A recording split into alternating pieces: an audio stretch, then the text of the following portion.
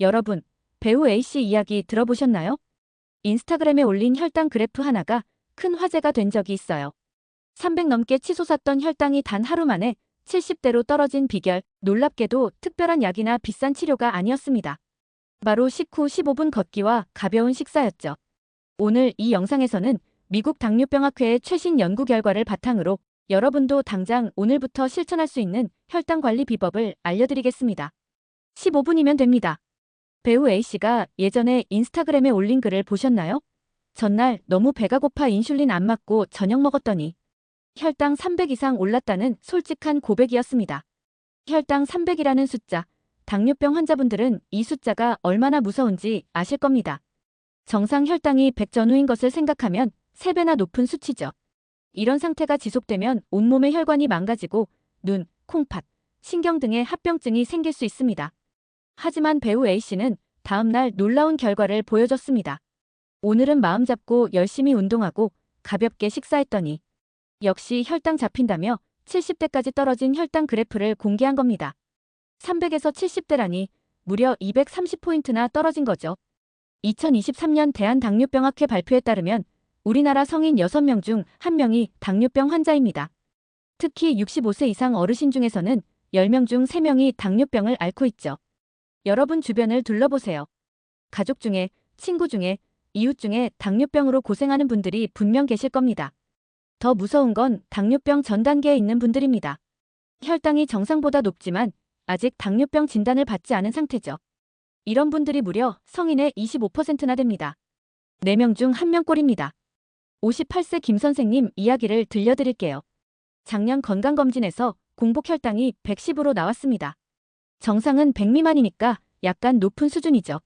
의사 선생님은 당뇨병 전 단계라며 식단 조절과 운동을 권했지만 김 선생님은 아직 당뇨병은 아니잖아라며 대수롭지 않게 여겼습니다. 그런데 올해 검진에서 공복 혈당이 135로 올라갔고 결국 당뇨병 진단을 받았습니다. 이제는 매일 약을 먹고 식사 때마다 신경 써야 하는 상황이 된 거죠. 김 선생님은 작년에 진지하게 관리했더라면 하며 후회하고 계십니다. 우리가 밥을 먹으면 어떤 일이 일어날까요? 식사를 하면 음식 속 탄수화물이 포도당으로 분해되어 혈액으로 들어갑니다. 그러면 혈액 속 포도당 농도, 즉 혈당이 올라가죠. 이때 우리 몸의 췌장에서 인슐린이라는 호르몬이 나옵니다. 인슐린은 혈액 속 포도당을 세포 안으로 들어가게 해서 에너지로 쓰이게 하는 역할을 합니다. 정상적인 사람은 이 과정이 잘 작동해서 식후 한두 시간 후면 혈당이 다시 정상으로 돌아옵니다. 하지만 당뇨병 환자는 인슐린이 부족하거나 제대로 작동하지 않아서 혈당이 높은 상태로 오래 유지됩니다. 여기서 중요한 질문. 식후에 혈당이 가장 높이 올라가는 시간이 언제일까요? 바로 식사 후 60분에서 90분 사이입니다. 이 시간대를 어떻게 관리하느냐가 혈당 관리의 핵심입니다. 비밀 무기 1 식후 15분 걷기의 놀라운 효과. 배우 A씨가 공개한 운동 영상을 보셨나요? 특별한 운동이 아니었습니다. 그냥 걷기와 간단한 체조였죠. 하지만 이것만으로도 300이 넘던 혈당을 70대로 낮출 수 있었습니다. 미국 당뇨병학회에서 발행한 학술지에 실린 연구를 소개해드리겠습니다. 과체중인 노인 환자들을 두 그룹으로 나눠서 실험을 했습니다. A그룹은 아침에 45분을 몰아서 걸었습니다. B그룹은 매 식사 후 15분씩 하루 3번 걸었습니다. 결과는 어땠을까요? 놀랍게도 B그룹, 즉 식후 15분씩 나눠 걷는 그룹이 혈당 개선 효과가 훨씬 컸습니다. 총 운동 시간은 똑같이 45분인데도 말이죠. 더 놀라운 연구도 있습니다. 아일랜드 리머릭 대학교 연구팀이 발표한 내용인데요. 식사 후 단 2분만 걸어도 혈당 개선 효과가 나타난다는 겁니다. 2분이요. 화장실 다녀오는 시간입니다. 연구팀은 운동과 혈당의 관계를 연구한 논문 7편을 분석했는데 모든 연구에서 같은 결과가 나왔습니다. 식사 후 가볍게 몇 분만 걸어도 그냥 앉아있거나 눕는 것보다 혈당 수치가 크게 개선되었다는 거죠. 왜 이런 일이 일어날까요? 운동을 하면 우리 몸의 근육이 움직입니다. 근육이 움직이려면 에너지가 필요하죠. 이때 혈액 속에 돌아다니는 포도당을 끌어다 씁니다. 그러니까 혈당이 떨어지는 겁니다. 게다가 운동을 하면 인슐린이 더 잘 작동하게 됩니다. 일석이조죠. 가장 효과적인 시간은 식후 60분에서 90분 사이입니다. 바로 혈당이 가장 높이 올라가는 그 시간대죠. 하지만 60분을 기다릴 필요는 없습니다. 식후 15분 정도 지나면 바로 시작하세요. 62세 박 여사님의 사례를 들려드릴게요. 박 여사님은 5년 전 당뇨병 진단을 받으셨습니다. 약을 먹고는 있었지만 혈당 조절이 잘 안 됐습니다. 공복 혈당이 130에서 140 사이를 오갔고 식후 혈당은 200을 넘는 날도 많았죠. 그러던 중 TV 건강 프로그램에서 식후 걷기의 효과를 보고 실천하기 시작했습니다. 매 식사 후 아파트 단지를 한 바퀴 도는 겁니다. 대략 15분 정도 걸립니다. 처음엔 귀찮았지만 3개월 후 놀라운 변화가 나타났습니다. 공복 혈당이 110대로 떨어졌고 식후 혈당도 150 안팎으로 안정되었습니다. 의사 선생님도 깜짝 놀라며 무슨 비법이 있으세요? 라고 물으셨다고 합니다. 박 여사님의 비법은 단순했습니다. 밥 먹고 15분 걷기였죠. 비밀 무기 2. 허벅지 근육을 키워라. 혈당 관리에 특히 좋은 운동 부위가 있습니다. 바로 허벅지입니다. 왜 허벅지일까요? 근육이 우리 몸에서 포도당을 가장 많이 소모하는 부위인데 그 중에서도 허벅지에 가장 많은 근육이 몰려있기 때문입니다. 허벅지 근육은 우리 몸 전체 근육의 약 40%를 차지합니다. 연세대학교 보건대학원 연구팀이 성인 32만 명을 대상으로 대규모 연구를 했습니다. 허벅지 둘레와 당뇨병 발병률 사이의 관계를 조사한 거죠. 결과는 놀라웠습니다. 허벅지 둘레가 1cm 굵어질 때마다 당뇨병 위험이 8%씩 감소했습니다. 실제 수치로 설명하면 허벅지 둘레가 55cm인 사람보다 60cm인 사람이 당뇨병 위험이 40%나 낮았습니다. 5cm 차이가 이렇게 큰 영향을 미치는 거죠. 그렇다면 허벅지 근육을 키우려면 어떻게 해야 할까요? 복잡한 운동은 필요 없습니다. 첫 번째, 스쿼트입니다. 벽이나 의자를 잡고 앉았다 일어서기를 반복하는 겁니다. 처음엔 10번부터 시작해서 점차 늘려가세요. 무릎이 불편하신 분은 의자에 앉았다 일어나는 것만으로도 충분합니다. 두 번째, 앉아서 다리 들기입니다. 의자에 앉아서 한쪽 다리를 쭉 펴서 5초간 버티고 내리는 겁니다. 왼쪽 오른쪽 번갈아가며 10번씩 해보세요. TV 보면서도 할 수 있습니다. 세 번째, 계단 오르기입니다. 엘리베이터 대신 계단을 이용하세요. 두세 층 정도만이라도 계단으로 오르면 허벅지 근육 운동에 아주 좋습니다. 67세 이철수 선생님 이야기입니다. 당뇨병 진단을 받은 지 10년이 넘었고 최근에는 무릎도 안 좋아져서 운동을 포기하려던 참이었습니다. 그런데 딸이 아버지, 의자에 앉아서 다리만 들어 올리세요라며 간단한 운동을 알려줬습니다. 처음엔 이게 무슨 운동이 되겠어라고 생각했지만 매일 아침 저녁으로 의자 운동을 했습니다. 3개월 후 병원에서 체성분 검사를 했는데 허벅지 근육량이 눈에 띄게 늘어났습니다. 그리고 당화혈색 소 3개월 평균 혈당을 나타내는 수치가 7.8에서 6.9로 떨어졌습니다. 의사 선생님은 약 조절을 잘했네요 라고 하셨는데 사실은 의자 운동 덕분이었던 거죠. 비밀 무기 3. 똑똑한 식사법. 배우 A씨는 가볍게 식사했더니 혈당이 잡혔다고 했습니다. 그렇다면 어떻게 먹어야 가볍게 먹는 걸까요? 당뇨병 환자에게 좋은 식사의 조건은 3가지입니다. 첫째, 고체 형태로 천천히 씹어 먹을 수 있는 음식. 죽이나 주스처럼 액체 형태는 빨리 소화되어 혈당을 급격히 올립니다. 반면 씹어야 하는 고체 음식은 천천히 소화되어 혈당을 완만하게 올립니다. 둘째, 단백질이 풍부한 음식. 단백질은 소화가 느리고 혈당을 천천히 올립니다. 달걀, 두부, 생선, 닭가슴살 등이 좋습니다. 셋째, 식이섬유가 풍부한 음식. 채소, 해조류, 버섯 등의 많은 식이섬유는 포도당 흡수를 늦춰서 혈당 상승을 완만하게 합니다. 구체적인 메뉴를 추천해드리겠습니다. 아침 식사. 잡곡밥 또는 현미밥 반 공기. 두부조림 또는 삶은 달걀 2개. 각종 채소 반찬. 김, 미역 등 해조류. 점심 식사. 잡곡밥 또는 현미밥. 생선구이 또는 닭가슴살. 샐러드 드레싱은 적게. 된장국 또는 미역국. 저녁 식사. 잡곡밥 반 공기 점심보다 적게. 두부 또는 콩 요리. 채소 위주의 반찬. 국물 요리. 간식. 그릭 요거트와 견과류 한 줌. 방울토마토 또는 오이. 무가당 두유. 여기서 중요한 팁. 식사 순서를 바꾸면 혈당 상승을 더 완만하게 만들 수 있습니다. 먼저 채소와 국물을 먹습니다. 그 다음 고기나 생선 같은 단백질을 먹습니다. 마지막으로 밥을 먹습니다. 이렇게 하면 식이섬유가 먼저 위장에 들어가 포도당 흡수를 늦추고 단백질이 포만감을 주어서 밥을 적게 먹게 됩니다. 주의! 이런 음식은 피하세요. 식빵과 잼. 많은 분들이 아침에 간단히 식빵에 잼 발라 드시죠? 하지만 이것은 최악의 조합입니다. 흰 식빵은 단순 탄수화물 덩어리고 잼은 설탕 덩어리입니다. 혈당이 한두 시간 안에 급격히 올랐다가 다시 급격히 떨어집니다. 그러면 다시 배가 고파지고 또 단 것을 찾게 되는 악순환이 반복됩니다. 고구마. 고구마는 건강식품 아닌가요? 라고 물으시는 분이 많습니다. 평소에는 좋은 음식이지만 당뇨병 환자에게는 특히 공복에 먹으면 위험합니다. 고구마에는 악유질 타닌 같은 성분이 많아서 위벽을 자극하고 위산 분비를 촉진합니다. 게다가 고구마는 당지 수지아이가 높아서 혈당을 빠르게 올립니다. 특히 공복에 구운 고구마나 찐 고구마를 먹으면 혈당이 급격히 치솟을 수 있습니다. 정말 고구마를 먹고 싶으시다면 점심이나 저녁에 반찬과 함께 소량만 드세요. 그리고 고구마 대신 단호박을 선택하는 것도 좋은 방법입니다. 과일 주스. 과일은 건강에 좋잖아요 라고 하시는데 통째로 먹는 과일과 주스는 완전히 다릅니다. 오렌지 한 개를 먹으면 식이섬유가 함께 들어가 천천히 소화됩니다. 하지만 오렌지 주스 한 컵에는 오렌지 3, 4개가 들어가고 식이섬유는 제거된 상태입니다. 당분만 농축된 거죠. 혈당이 급상승할 수밖에 없습니다. 백미밥. 흰쌀밥도 주의해야 합니다. 도정 과정에서 식이섬유와 영양소가 거의 제거되어 순수한 탄수화물만 남습니다. 대신 잡곡밥이나 현미밥을 드세요. 쌀 50% 잡곡 50% 비율이 좋습니다. 당장 오늘부터 시작하는 혈당 관리 플랜. 자, 이제 구체적인 실천 방법을 정리해드리겠습니다. 어렵지 않습니다. 하나씩만 실천해도 큰 변화가 있을 겁니다. 1단계, 첫날, 점심 식사 후. 점심 식사를 마치고 15분만 걸어보세요. 사무실에 계시다면 건물 주변을 한 바퀴 돌거나 층계를 오르내리세요.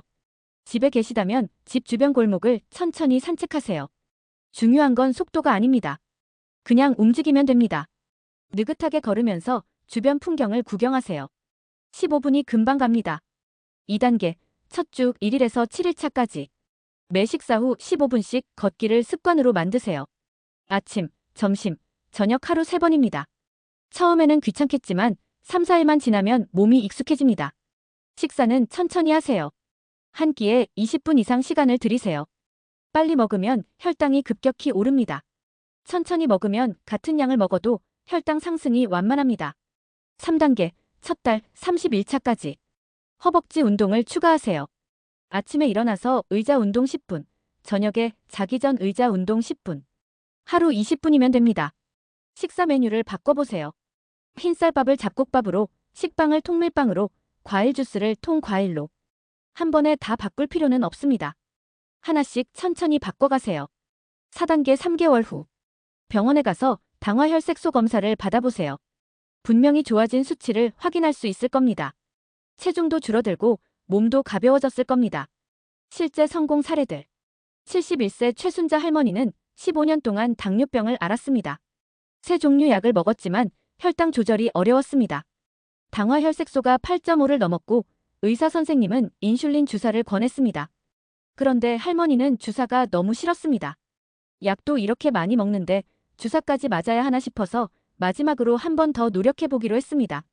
매일 아침 6시에 일어나 아파트 단지를 30분 걸었습니다. 점심과 저녁 식사 후에도 각각 15분씩 걸었습니다. 식사는 채소를 먼저 먹고 밥은 나중에, 양도 전보다 20% 줄였습니다. 3개월 후 병원에서 검사를 받았습니다. 당화혈색소가 8.5에서 7.1로 떨어졌습니다. 의사 선생님이 깜짝 놀라며 어떻게 하신 거예요? 라고 물었습니다. 할머니는 인슐린 주사를 피할 수 있었고 오히려 약을 하나 줄일 수 있었습니다. 59세 회사원 김영호 씨 얘기입니다. 앉아서 일하는 시간이 많고 스트레스도 많았습니다. 3년 전 당뇨병 진단을 받았지만 바쁘다는 핑계로 제대로 관리하지 않았습니다. 그러던 어느 날 갑자기 시야가 흐려지는 증상이 나타났습니다. 병원에 갔더니 당뇨병성 망막증 초기라는 진단을 받았습니다. 그제야 정신이 번쩍 들었습니다. 이대로 가다간 실명할 수도 있겠구나 싶었죠. 김 씨는 생활을 완전히 바꿨습니다. 점심시간에 혼자 먹던 짜장면, 돈가스 대신 직원 식당에서 정식을 먹었습니다. 식사 후에는 사무실 비상계단을 10층까지 올라갔다 내려왔습니다. 약 15분 걸렸습니다. 저녁에는 헬스장 대신 집 근처 공원을 30분 걸었습니다. 주말에는 아내와 함께 등산을 다녔습니다. 6개월 후 재검사에서 망막증이 더 진행되지 않았고 당화 혈색소도 8.2에서 6.7로 떨어졌습니다. 가족의 역할도 중요합니다. 당뇨병 관리는 혼자 하기 어렵습니다. 가족의 도움이 필요합니다. 만약 여러분의 배우자나 부모님이 당뇨병 환자라면 함께 식후 산책을 나가보세요. 혈당 관리하러 가자보다는 날씨 좋은데 잠깐 걸을까?가 더 좋습니다. 식사도 함께 바꾸세요. 당뇨병 환자 음식과 일반 음식을 따로 하면 스트레스만 늘어납니다. 어차피 당뇨병 환자에게 좋은 음식은 건강한 사람에게도 좋은 음식입니다. 55세 박미숙 씨의 남편이 당뇨병 진단을 받았을 때 박 씨는 가족 전체의 식단을 바꿨습니다. 흰쌀밥을 잡곡밥으로, 고기 위주 반찬을 채소 위주로 바꿨습니다. 처음에는 가족들이 불평했습니다. 왜 우리까지 이래야 해? 하지만 3개월 후 온 가족이 건강검진을 받았는데 놀라운 일이 벌어졌습니다. 남편의 혈당은 물론이고 고등학생 아들의 체중이 5kg 줄었고 박 씨 본인의 콜레스테롤 수치도 정상으로 돌아왔습니다. 이제는 가족 모두가 이게 더 건강한 거네라며 만족하고 있습니다. 혈당 측정, 꼭 해야 할까요? 혈당 관리를 시작하면 자주 듣는 질문이 있습니다. 혈당을 매일 재야 하나요? 당뇨병 약을 먹고 있다면 적어도 일주일에 2~3번은 혈당을 재보시길 권합니다. 특히 식후 2시간 이후 혈당을 재보세요. 식사와 운동의 효과를 바로 확인할 수 있습니다. 오늘은 흰쌀밥을 먹었더니 혈당이 180까지 올랐네. 다음엔 잡곡밥을 먹어야겠다. 오늘은 식후에 걸었더니 혈당이 120에서 멈췄네. 역시 걷기가 효과가 있구나. 이렇게 직접 확인하면서 자신에게 맞는 방법을 찾아가는 겁니다. 혈당 측정기는 약국에서 5만 원 정도면 구입할 수 있고 시험지는 50개에 2만 원 정도입니다. 요즘은 연속 혈당 측정기라는 것도 나왔습니다. 팔에 동전 크기의 센서를 붙이면 2주 동안 24시간 혈당을 자동으로 측정해줍니다. 스마트폰으로 언제든 확인할 수 있죠. 가격은 한 개에 10만 원 정도로 좀 비싸지만 혈당 변화 패턴을 정확히 알 수 있어서 효과적입니다. 약을 먹고 있어도 운동과 식단 관리는 필수입니다. 저는 약을 먹고 있으니까 운동 안 해도 되죠? 라고 묻는 분들이 있습니다. 절대 그렇지 않습니다. 당뇨병 약은 혈당을 낮춰주지만 근본적인 해결책은 아닙니다. 약만 먹고 생활 습관을 바꾸지 않으면 점점 더 강한 약이 필요해지고 결국 인슐린 주사까지 가게 됩니다. 반대로 운동과 식단 관리를 열심히 하면 약을 줄일 수도 있고 어떤 분들은 아예 약을 끊을 수도 있습니다. 물론 의사 선생님과 상의해서 결정해야 합니다. 절대 임의로 약을 끊으면 안 됩니다. 64세 강민수 씨의 경우를 보죠. 10년 전 당뇨병 진단을 받고 계속 약을 먹어왔습니다. 처음엔 한 알이었지만 5년 뒤 2알로 늘어났고 작년부터는 3알로 다시 늘어났습니다. 이러다 주사까지 맞게 되는 건 아닐까 걱정이 됐습니다. 그래서 작심하고 운동을 시작했습니다. 매일 아침 6시에 일어나 1시간 걷기, 식후 15분 걷기, 주 3회 수영. 식사도 철저히 관리했습니다. 6개월 후 의사 선생님이 혈당 조절이 너무 잘 되는데요? 라며 약을 하나 줄였습니다. 1년 후에는 또 하나를 줄였습니다. 지금은 처음처럼 약 한 알만 먹고 있습니다. 강 씨는 10년을 거꾸로 돌아간 기분이라고 말합니다. 혈당 관리 완벽하지 않아도 괜찮습니다. 마지막으로 꼭 드리고 싶은 말씀이 있습니다. 완벽하게 하려고 하지 마세요. 오늘 식후에 못 걸었네. 나는 역시 안 돼. 어제 회식 때 고기를 많이 먹었어. 망했다. 이렇게 자책하지 마세요. 하루 이틀 못 지킨다고 큰일 나는 게 아닙니다. 중요한 건 전체적인 방향입니다. 일주일에 5일만 잘해도 충분합니다. 한 달에 25일만 잘해도 훌륭합니다. 당뇨병 관리는 단거리 달리기가 아니라 마라톤입니다. 천천히, 꾸준히 가는 게 중요합니다.